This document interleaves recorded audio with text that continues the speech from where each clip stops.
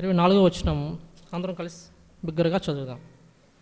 దేవుడు ఆత్మ గనుక ఆయనను ఆరాధించువారు ఆత్మతోనూ సత్యంతోనూ ఆరాధింపవలను. ఆదికాండము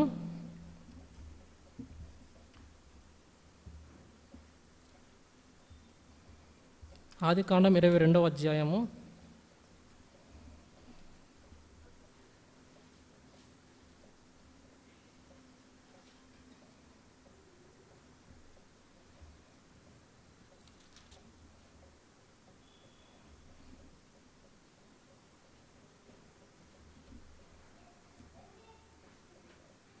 5వ వచనం. ఆదికాండం 22వ అధ్యాయం 5వ వచనం అందరం కలిసి చదువుదాం. తన పనివారితో మీరు గాడితో ఇక్కడనే ఉండుడి, నేను ఈ చిన్నవాడును అక్కడికి వెళ్ళి దేవునికి మ్రొక్కి మరలా మీ యొద్దకు వచ్చేదమని చెప్పి. దేవుని సహాయం కొరకే చిన్న ప్రార్థన చేసుకుందాం. మా ప్రేమ గల పరలోకపు తండ్రి, ఇక్కడ అచ్చుగడ ఇంతవరకు కాపాడుకుని వచ్చిన రక్షణ వందనములు. ప్రభు యొక్క పరిశుద్ధ నామములో మమ్మల్ని అందరినీ మందిరానికి తోడుకొని తీసుకొచ్చినందుకు వందనములు. ఇంకా మార్మధ్యలో అందరికి క్షేమంగా తీసుకురండి. ప్రభు యొక్క మహిమను కుమ్మరించండి. వచ్చిన ప్రతి ఒక్కరితో నాతో అందరితో మాట్లాడండి. ప్రభా మిమ్మల్ని ఆరాధించే వారుగా మమ్మల్ని చేయమని ప్రార్థిస్తూ, ప్రభా మీ నోటి బోరుగా ఉంచి నన్ను మరుగుపరిచి ప్రభా మీరే మహిమ పొందవలసిన ప్రార్థిస్తూ ఈ చిన్న ప్రార్థన మీ కుమారుడు నా ప్రియ రక్షకుడు ప్రభు అయిన యేసుక్రీస్తు ప్రభువు పేరట వందములతో ప్రార్థిస్తున్నాను తండ్రి, ఆమేన్. చూడండి, యోహాను సువార్త 4వ అధ్యాయము 24వ వచనం.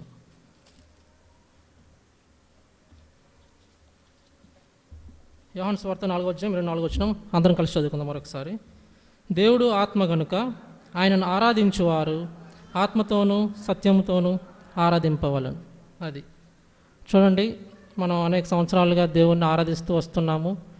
అయితే వాస్తవం ఏంటంటే ఇప్పుడు ప్రత్యేక దినాల్లో జనాలు మందిరానికి వస్తారు, ఆరాధన సమయంలో ఆరాధిస్తారు. కానీ వాస్తవానికి అది సరైన ఆరాధన కాదా అనేది మనం గ్రహించాలి. అయితే మనం చూస్తూ ఉంటాం అనేక టీవీల్లోని లేకపోతే బయట పరిస్థితుల్లో ఎవరికి నచ్చినట్టు వాళ్ళు దేవుణ్ణి ఆరాధిస్తూ ఉంటారు. అయితే నిజమైన ఆరాధన అంటే ఏంటి? దేవుడు స్పష్టంగా చెప్పాడు కదా, ఆయన ఆరాధించేవారు ఆత్మతోనూ సత్యముతోను. అంటే ఆత్మతో ఎట్లా ఆరాధించాలి, సత్యంతో ఎట్లా ఆరాధించాలి అయితే దేవుడు తెలియజేస్తున్నాడు. చూడండి, యోహాను సువార్త 8వ అధ్యాయము 32వ వచనం. యోహాను సువార్త 8వ అధ్యాయం 32వ వచనం అందరం కలిసి చదువుకుందాం. అప్పుడు సత్యం మిమ్మల్ని స్వతంత్రులుగా చేయనని చెప్పగా. అది మనం ఆరాధన చేసేటప్పుడు నిజమైన అసలు ఆరాధన అంటే ఏంటని తెలుసుకోవడమే సత్యం. అప్పుడు సత్యం అంటే మనల్ని ఏం చేస్తుంది? స్వతంత్రులుగా చేస్తుంది. చూడండి, ఆదికాండము 22వ అధ్యాయం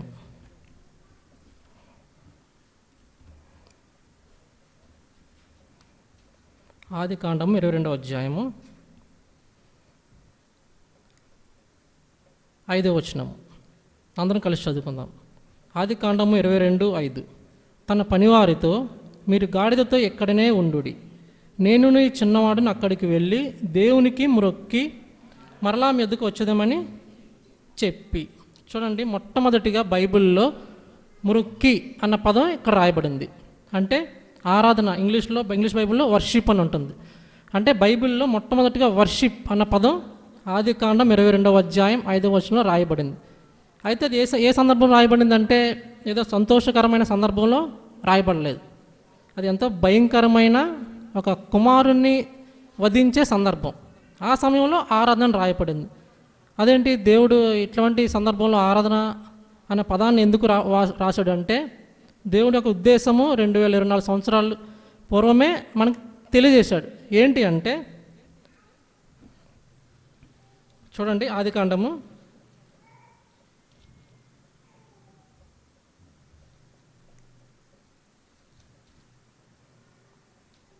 19వ అధ్యాయం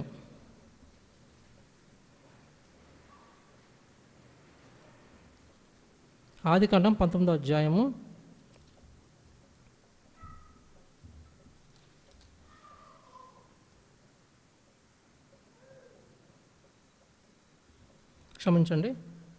22వ అధ్యాయము మొదటి వచనం. ఆదికాండం 22 మొదటి వచనం. అందరం కలిసి చదువుకుందాం. ఆ సంగతులు జరిగిన తరువాత దేవుడు అబ్రహామును పరిశోధించాను. ఎట్లనగా ఆయన అబ్రహామా అని పిలువగా అతడు చిత్తం ప్రభు అన్నాడు. 2వ వచనం కూడా. అప్పుడు ఆయన, నీ ఒక్కడై ఉన్న నీ కుమారుని అనగా నీవు ప్రేమించి ఇస్సాకును తీసుకొని మోరియా దేశంలోకి వెళ్ళి అక్కడ నేను నీతో చెప్పబో పర్వతములో ఒక దాని మీద దహన బలిగా అతన్ని అర్పించమని చెప్పాను. అది ఇక్కడ చూడండి. ఆదికాండం 21వ అధ్యాయం వరకు అబ్రహాము పయనిస్తూ వచ్చాడు. తన గుడారములతో దేవుడు ఎక్కడికి వెళ్ళమంటే అక్కడికి వెళ్తూ వచ్చాడు.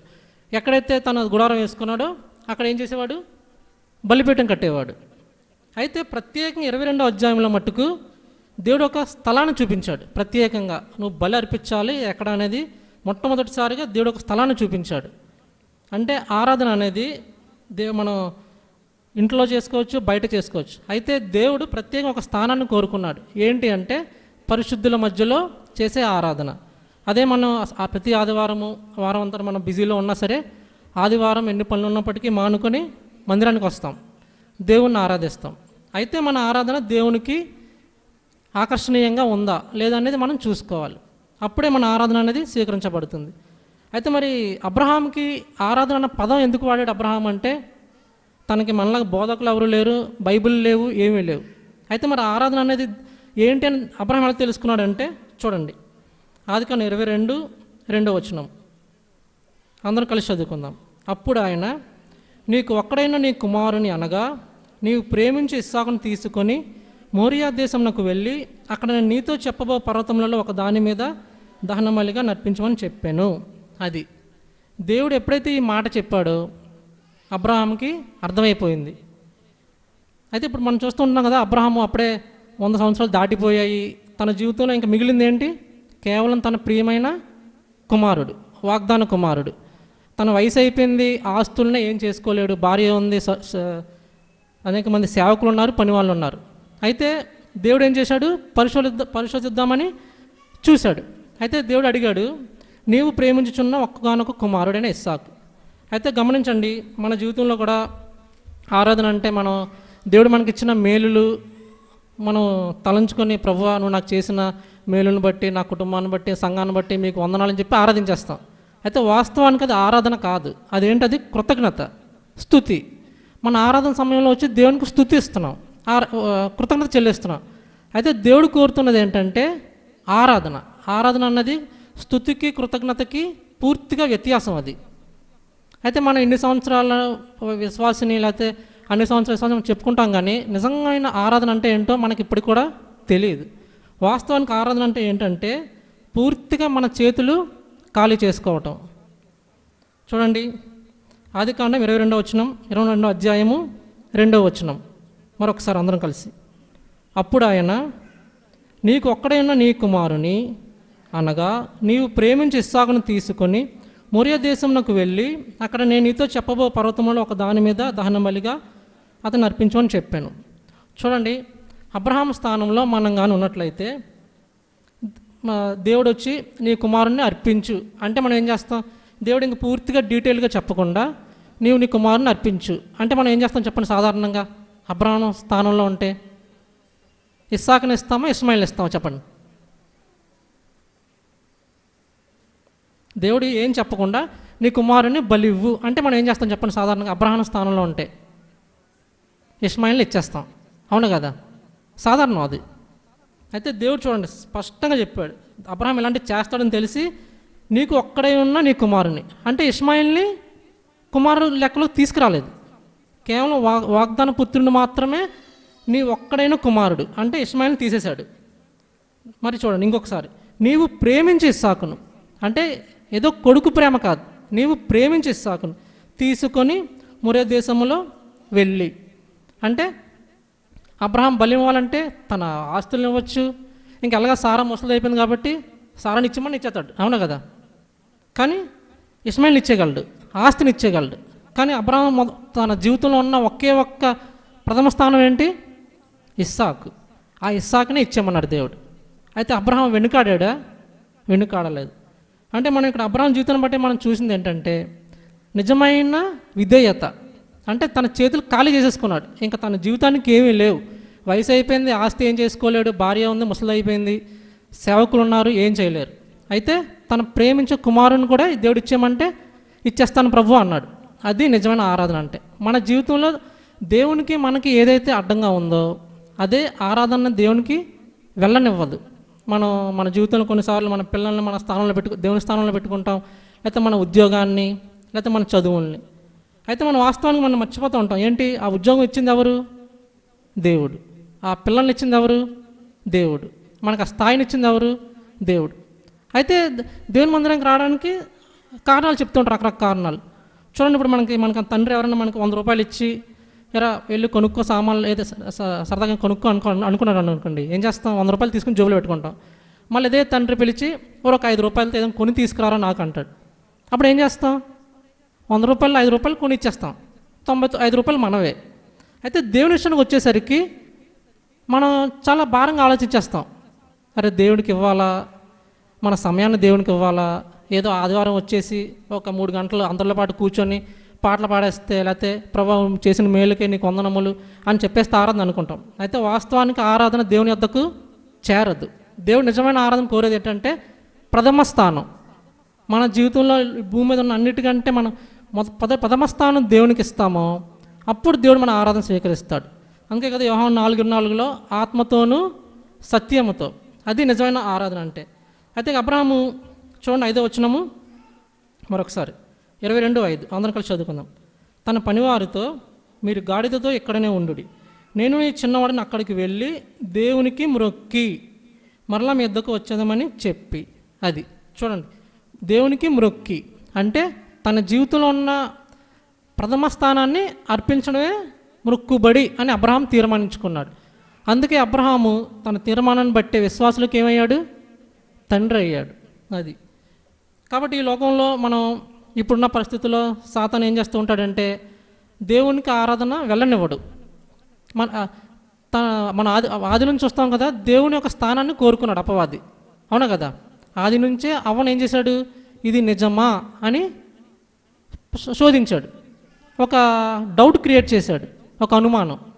అప్పటి నుంచి ఏమవుతుందంటే ఇప్పుడు కూడా సంఘాల్లో చాలామంది చూస్తుంటాం కదా, కొన్ని అంటే దేవుని దయ వల్ల మన సహవాసంలో దేవుడు మనకు మంచి క్రమాన్ని ఇచ్చాడు. చాలా డినామినేషన్స్లో చూస్తుంటాం కదా, అందరూ పాటలు పాడుకుంటూ చేతులు ఎత్తేసి ఆరాధిస్తూ ఉంటారు, అవును కదా? కొంతమంది పాటలు పాడుతూ ఇలా లీనమైపోతూ వాయిద్యాల ద్వారా ఊపు వచ్చేస్తూ ఉంటారు, అందరికీ ఏదో ఉద్రేకం వచ్చేస్తుంది. అది ఆరాధన కాదు. నిజమైన ఆరాధన అంటే ఏంటంటే మ్రొక్కుబడి. ఆ మ్రొక్కుబడి ఏంటంటే ప్రథమ స్థానాన్ని దేవునికి ఇవ్వటం. చూడండి, కీర్తనలు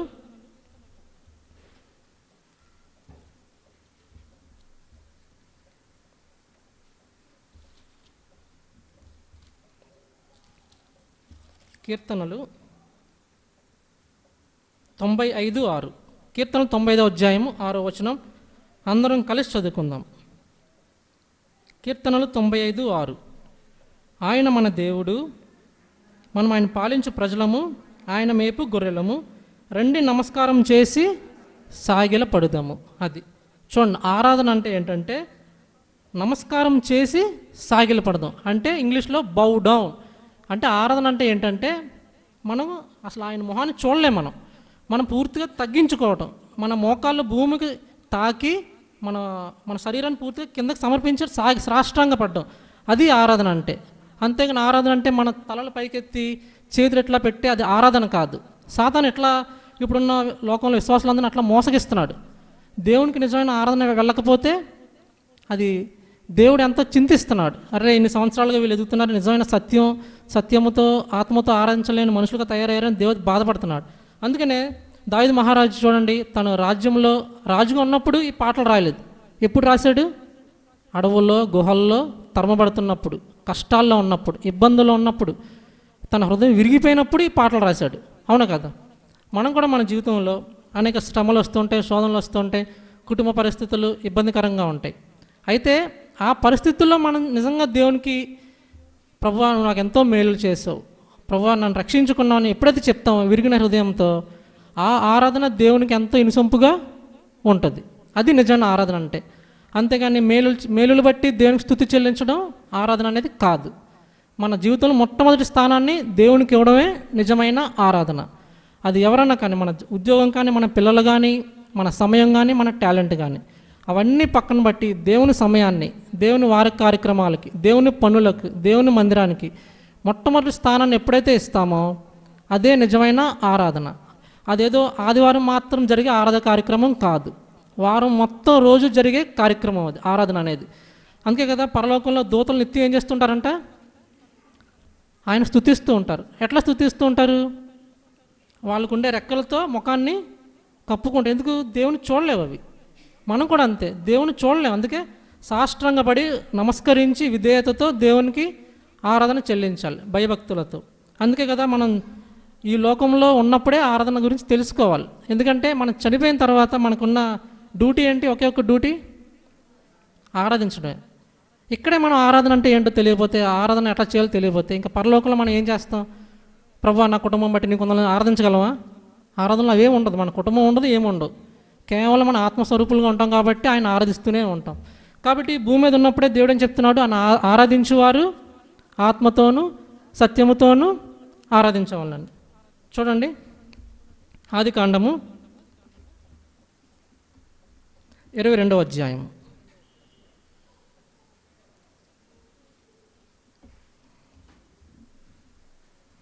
ఆదికాండము 22వ అధ్యాయం 3వ వచనం అందరం కలిసి చదువుకుందాం. ఆదికాండం 22:3. తెల్లవారినప్పుడు అబ్రహాము లేచి తన గాడిదకు గంట కట్టి తన పనివారుల ఇద్దరిని తన కుమారుడు ఇస్సాకును వెంటబెట్టుకుని దహన బలి కొరకు కట్టెలు చీల్చి లేచి దేవుడు తనతో చెప్పిన చోటికి వెళ్ళాను. 4వ వచనం కూడా. 3వ నాడు అబ్రహాము కన్నులెత్తి దూరం నుండి ఆ చోటు చూచి, అది చాలు. చూడండి 22, 3, 4 వచనంలో దేవుడు చెప్పిన పనికి అబ్రహాం ఎన్ని పనులు చేశాడో చూడండి. మొట్టమొదటిగా ఏం చేశాడు? లేచినాడు. తర్వాత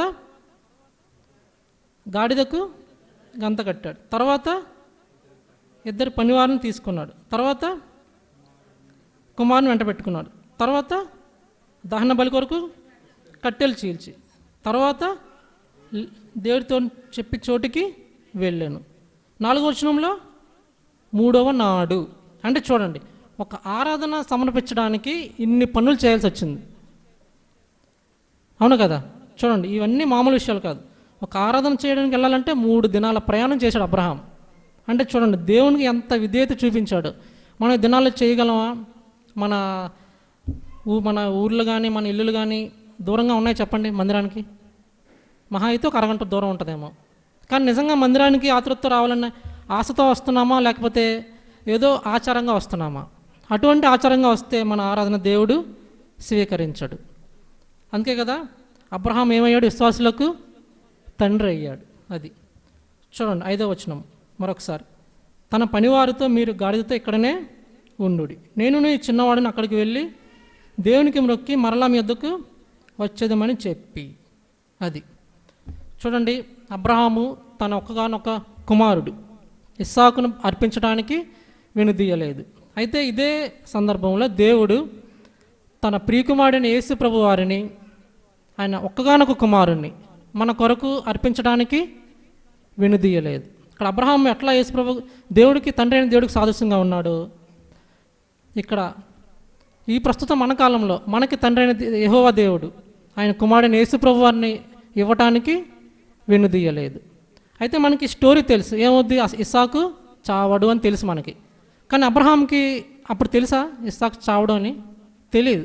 అంటే ఇంకా చచ్చిపోయినట్టు ఇస్సాకు. అట్లా నిర్ణయం తీసుకున్నాడు. మనం కూడా దేవునికి ఆరాధన అర్పించినప్పుడు దేవుని నుంచి ఆశించి మనం ఇవ్వటం కాదు. నువ్వు నాకు ఇవ్వకపోయినా నా ఆరాధన నీకే అని మనం దేవునికి మనస్ఫూర్తిగా అర్పించాలి. ఈ లోకంలో మనకి ఎన్ని కష్టాలు వచ్చినా, మనకి ఇబ్బందులు వచ్చినా, కుటుంబ పరిస్థితులు బాగోకపోయినా, ఆర్థిక సమస్యలున్నా దేవుని నుంచి ఏం కాకూడదు? దూరం అవ్వకూడదు. దేవుని చెల్లించాల్సిన ఆరాధన ఆయన సమర్పిస్తూనే ఉండాలి. రోజు ఉదయం లేచిన వెంటనే మొట్టమొదటిగా ప్రభువా ఈరోజు అంతా కాపాడు, అది ఇది అని ఆడడం కాకుండా ఫస్ట్ మొట్టమొదటిగా లేచి చేయాల్సిన పని ఏంటి? మనం ఆరాధించాలి. ప్రభువా నన్ను జగత్తు పునాది వేయబడక ముందే రక్షించుకున్నావు అని ఆయనకి వందనాలు చెల్లించాలి. అది ఆరాధన అంటే. వారం రోజులు మనం ఎప్పుడైతే చేస్తామో ఆరాధన, అప్పుడు మనం ఆదివారం వచ్చి చేసే ఆరాధనే దేవుడు అంగీకరిస్తాడు. కేవలం ఆదివారం వచ్చి బలలో పాల్పడినంత మాత్రాన మనం భక్తిపరులను అయిపోము, పరలోకం వెళ్ళాము. కేవలం ఇది ఏంటంటే దినచర్య. అంటే అబ్రహాం చూడండి, మొరియా పర్వతం రాకముందు నుంచి ముందు 3 రోజులన్నీ ఏం చేశాడు? ఆ ఆరాధన కొరకు అయినా సిద్ధపాటులో ఉన్నాడు, ప్రయాణంలో ఉన్నాడు. మనం కూడా ఈరోజు ఆదివారం వచ్చాము, మళ్ళీ సాయంత్రం బయటికి వెళ్ళగానే మళ్ళీ వారం రోజులు మామూలు జీవితం గడిపేసి మళ్ళీ ఆదివారం నీట్గా రెడీ అయ్యి వచ్చేసి కూర్చున్నంత మాత్రాన మన ఆరాధన దేవుడు స్వీకరించడు. వారం రోజులు అదే మనసుతో, అదే భయంతో, విశ్వాసుల మధ్య ఎట్లా మనం భక్తిపరులుగా కనబడతామో మన పరిస్థితుల్లో కూడా అట్లాగే కనపడాలి. మన ఖాళీ సమయంలో దేవుని నుంచి అడగడం కాకుండా దేవునికి ఏం చేయాలి? మనం స్తుతి చెల్లించాలి, వందనాలు చెల్లించాలి. ప్రభువా నీకు వందనాలు ప్రభువుని ఆరాధించాలి. అప్పుడే మనం ఈ లోకంలో నిజమైన ఆరాధన దేవునికి సమర్పించగలం. చూడండి యోహాను సువార్త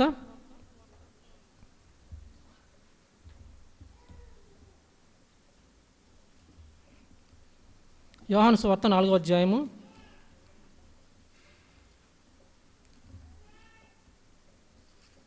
24వ వచనం. అందరం కలిసి చదువుకుందాం. యోహాను సువార్త 4వ అధ్యాయము 24వ వచనం. దేవుడు ఆత్మ కనుక ఆయన ఆరాధించేవారు ఆత్మతోనూ సత్యముతోనూ ఆరాధింపవాలని. అది చూడండి, ఆత్మతో సత్యముతో.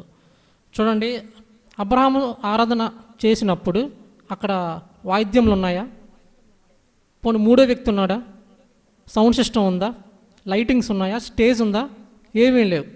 ఒక పండు ముసలి వ్యక్తి, ఒక కుర్రవాడు, కేవలం 2 వ్యక్తుల మధ్య ఏం జరిగింది? ఆరాధన జరిగింది. అది ఎప్పుడైతే మనం పరిపూర్ణ విధేయత చూపిస్తామో అప్పుడు దేవుడు ఆరాధనని స్వీకరిస్తాడు. అందుకే చూడండి, మన విశ్వాసులు చాలామంది దారి తొలగేస్తున్నారు. ఇంకా ఎంతకాలం ఈ సహవాసంలో ఉంటామని చెప్పి బయట డినామినేషన్స్కి, బయట సంఘాలకి అట్రాక్ట్ అయిపోతున్నారు. ఎందుకని? పెద్ద పెద్ద సౌండ్ సిస్టమ్స్ ఉంటాయని, పెద్ద పెద్ద వాయిద్యములతో అందరూ గెంతులు కేకలేసేస్తారని. కానీ నిజంగా దేవుడు అది ఇష్టపడతాడా? ఇష్టపడాడు. దేవుడు నిజంగా కోరేది ఏంటంటే ఆత్మతో సత్యంతో మాత్రమే ఆరాధించాలని. అది దేవుడి యొక్క కృప బట్టి మనందరం యొక్క సహవాసంలో ఆయన నిజమైన ఆరాధన ఏంటని మన పితరులు, మన పూర్వులైన వారికి తెలియజేశాడు. దాన్ని మనకు తెలియజేస్తూ వస్తున్నాడు. దాన్ని మనం తర్వాత తరానికి తెలియజేయాలి. అది నిజమైన ఆరాధన అంటే. కాబట్టి మన చేతులతో చేసేది కాదు, మన నోటితో చేసేది కాదు నిజమైన ఆరాధన అంటే. ఆరాధన అనేది మన హృదయంలో నుంచి, నిజమైన విధేయత అనేది ఆరాధన. అది నోటి మాటలు కాదు. అందుకే మనం చూస్తుంటాం కదా, దావీదు జీవితంలో కానీ, అబ్రహాం జీవితంలో కానీ గొప్ప గొప్ప వాళ్ళు ఏదో పుట్టగానే రాజులు అయిపోలేదు, పుట్టగానే తండ్రులు అయిపోలేదు. దానికి రాకముందు ఎన్నో పరిస్థితులు గుండా పరిగెట్టారు, తరమపడ్డారు. అప్పుడు దేవునికి దగ్గరగా వెళ్ళారు.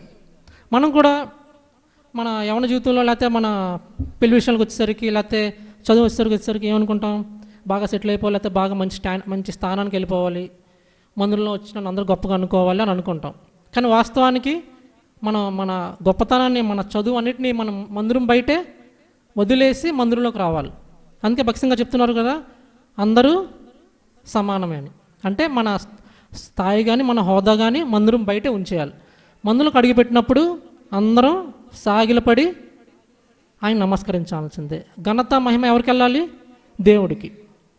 మనం చాలా చూస్తుంటాం కదా, ఈ సేవకుడు ప్రార్థన చేసినప్పుడు నాకు స్వస్థ వచ్చింది, ఇది చేసినప్పుడు నాకు ఉద్యోగం వచ్చిందని. అంటే మహిమ ఎవరికి వెళ్తుంది? అది సేవడికి వెళ్తుంది. కానీ దేవుడు ఇష్టపడాడు. దేవుడు కోరేది మహిమ కేవలం దేవుడికి మాత్రమే చెందాలి. అందుకే చూడండి, మన మోసే కాలంలో దేవుడు బలిపీఠం మీద కొన్ని వస్తువులు అర్పించమంటాడు. ఏంటవి? జంతువుల్ని, తర్వాత సాంబ్రాన్ని. సాంబ్రాన్ని ఎందుకు అడిగాడు దేవుడు? తేనె అడగచ్చు కదా. చూడండి, అప్పుడు ఏమవుతుందంటే, దీన్ని కాల్చినప్పుడు, మనం ఒక జంతువుని కాల్చామనుకోండి, కాల్చిన తర్వాత ఏమవుద్ది? వస్తుంది ఒక మాంసం. అది ప్రధాన యాజకుడు తీసుకోవచ్చు. కానీ సాంబ్రాన్ని అగ్గిలో వేసినప్పుడు అది ఎవరైనా తీసుకోగలరా? కరిగిపోద్ది, ఇంకొండదు. కానీ ఆ సాంబ్రాన్ని ధూపం ఎక్కడికి వెళ్తుంది? దేవుడికి. అంటే ఆ ధూపం అనేది దేవుడు తప్ప ఎవరికి చెందకూడదు. సేవకుడికి కానీ, బయట పెద్ద పెద్ద రెవరెండ్స్ అనిగా చెప్పుకునే వాళ్ళు ఎవరు కూడా ఆ మహిమ అనేది వెళ్ళకూడదు. అందుకే దేవుడు సాంబ్రాన్ని అడిగాడు. కానీ మన విశ్వాసులుగా మనం ఏం చేస్తున్నాము? తేనె వేస్తున్నాం. తేనె అంటే ఏంటి? తేనె మాటలు, తేనె ఆరాధన. అంటే పక్క వాళ్ళు విన్నప్పుడు రుచిగా ఉండాలి, అరే ఈ సిస్టర్ భలే ఆరాధిస్తుందని అనుకోవాలని ఆరాధిస్తాం. అదేమవుతుంది? తేనె. తేనె కాల్చినప్పుడు ఏమవుద్ది? జిగురైపోయి ఎందుకు పనిచేయదు. అదే సాంబ్రాణి ఏమవుతుంది? మంచి సువాసన వస్తుంది. అది దేవుడు కోరేది. విరిగి నలి హృదయంతో ఆరాధన చేయడం అంటే అది. మన సాంబ్రాణి తయారవ్వాలంటే ఎంతో ఒక ప్రాసెస్ ఉంటుంది. ఎంతో నలగొడితే కానీ సాంబ్రాణి తయారవ్వదు. కానీ చివరికి ఏమవుతుంది? అది కరిగిపోతూ సువాసన ఇస్తుంది. ఆ సువాసన ఎవరైనా పట్టుకెళ్ళగలరా? పట్టుకెళ్ళరు. డైరెక్ట్గా దేవుడి దగ్గరికి వెళ్తుంది ఆ ధూపం. అందుకని దేవుడు పాత నిబంధనలో సాంబ్రాణి వేయమన్నాడు, ఎందుకంటే అది ఎవరికి చెందకూడదు అని. అయితే కొత్త నిబంధనలో దేవుడు ఏం కోరుతున్నాడంటే మన ఆత్మతో సత్యముతో చేసే ఆరాధన. అది ఎప్పుడు వస్తుందంటే దేవునికి మన జీవితంలో మొదటి స్థానాన్ని ఎప్పుడైతే ఇస్తామో అప్పుడు ఆ ఆరాధన డైరెక్ట్గా దేవుడి దగ్గరికి వెళ్తుంది. అంతేగాని లోకంలో చేసిన మేలులు బట్టి ఆయనకి ఆరాధన వెళ్ళదు, పరిస్థితులు బట్టి ఆరాధన వెళ్ళదు. కేవలం నీకు దేవుడికి మాత్రమే సంబంధం అది ఆరాధన అనేది. ఇంకేమీ మధ్య రాకూడదు. నీ స్థానం కానీ, నీ యొక్క ఉద్యోగాలు కానీ, నీ పిల్లలు కానీ. ఎప్పుడైతే ఈ స్థానాన్ని మనం దేవుడికి మాత్రమే ఇస్తామో అప్పుడు మన నోటితో చేసే ఆరాధన దేవుడు స్వీకరిస్తాడు. చూడండి, చివరిసారి చదువుకుందాం. యోహాను సువార్త 4వ అధ్యాయము 24వ వచనం. దేవుడు ఆత్మ గనుక ఆయన ఆరాధించేవారు ఆత్మతోనూ సత్యముతోనూ ఆరాధింపవాలను. కాబట్టి ఇక్కడ కూర్చున్న అందరూ మనం కూడా ప్రభు అయిన యేసు ప్రభువారు ఆయన తన తండ్రి మాటకి విధేయత చూపాడు. అక్కడైతే ఇస్సాకుకి పొదల్లో ఏం దొరికింది? ఒక గొర్రెపిల్ల దొరికింది. అయితే మన కోసం ఆ బలిపీఠ స్థానంలో ఎవరు ఉండాలి? వాస్తవానికి నువ్వు నేను ఉండాలి. అయితే యేసు ప్రభు వారు తండ్రికి విధేయత చూపించాడు. అబ్రహాంకి ఇస్సాకు ఎట్లా విధేయత చూపించాడో ప్రభు యేసుక్రీస్తు ప్రభు వారు తన తండ్రికి పూర్తిగా విధేయత చూపించాడు. అయితే యేసు ప్రభు వారికి తెలుసు ఆ బలిపీఠంలో గొర్రెపిల్ల ఉండదు, నేనే ఆ గొర్రెపిల్లను. ఇస్సాకు అయితే గొర్రెపిల్ల దేవుడు పెట్టాడు, కానీ యేసుప్రభు వారికి గొర్రెపిల్లను పెట్టారా? పెట్టలేదు. ఆయన స్వయంగానే అర్పించుకున్నాడు. అది నిజమైన ఆరాధన. కాబట్టి ఇస్సాకు ఏ విధంగా గొర్రెపిల్ల స్థానాన్ని దేవుడు ఇచ్చాడో మన స్థానంలో యేసు ప్రభు వారు 2024 సంవత్సరాల క్రితం ఆ శిలువలో మరణించి ఆయన శిలువలో కాచిన రక్తంతో మన పాపాలన్నీ కడిగారు. ఇక మనం బలిపెట్టాల్సిన పని లేదు, మనం చింతించాల్సిన పని లేదు. కేవలం ఆయన చేసిన మేలు జ్ఞాపకం చేసుకొని ఆత్మీయమైన మేలులు, అవి కూడా శరీర సంబంధమైనవి కావు, ఆయన ఆత్మలో చేసిన కార్యాలు, అంటే మనం రక్షించుకోవటం, జగత్తు పునాది వేయకముందే ముందే మనల్ని ఎన్నుకోవటం, ఇవి నిజమైన కార్యక్రమాలు. అంటే వీటి మనం తలంచుకొని ప్రభువా నా కొరకు రక్తం చిందించావు, నీ కుమారుణ్ణి నా కొరకు వినిదీయక శిలువలో బలి అర్పించావని ఎవరైతే నిజంగా ఆత్మతో ఆయన ఆరాధిస్తారో, సత్యంతో ఆరాధిస్తారో అటువంటి ఆరాధన దేవుడు స్వీకరిస్తాడు. అటువంటి ఆరాధనలోకి ప్రభు మనల్ని నడుపునుగాక.